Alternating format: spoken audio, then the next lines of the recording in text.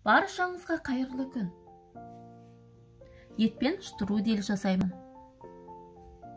Сиыр етінің қабырғасын жуып, табаға 100 грамм күнбағыс майын құйып, 2 жағын 1 минуттан қуырып аламын.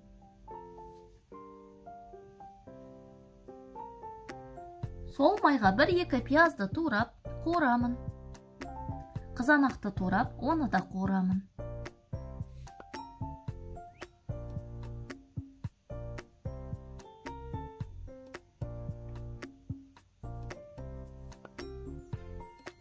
Үстіне қабырға етін, сарымсақ, дәмге қарай тұз, қара бұрыш саламын.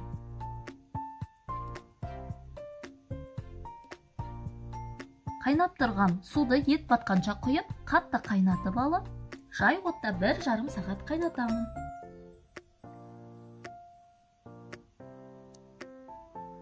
Оған дейін қамырын дайындаймын. Орамаға қамыр елегенде илеп, жұқа етіп жаямын. 2 үлкен теу пиязды майдалап турап, дәміне қарай тұз, қара бұрыш салып араластырамын. Қамырға күнбағыс майын жағып, пиязды саламын. Қамырды шетінен бастап орап, 10 сантиметрдей етіп, қажетті бөліктерге бөлемін.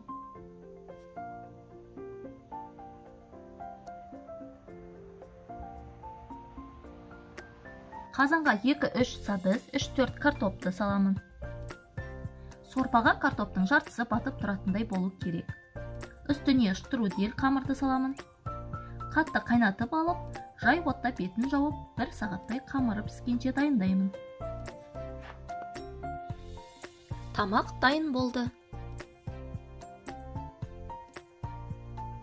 Жейтін кезде аздап сорпасынан құйыңыз. Тамақ өте дәмді шығады. Қамыры буға піскен соң дәмді болады.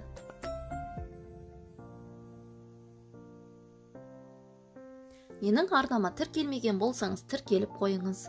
Алда өзім жасап көрген ұнаған рецептілермен бөлісетін боламын. Сау болыңыздар.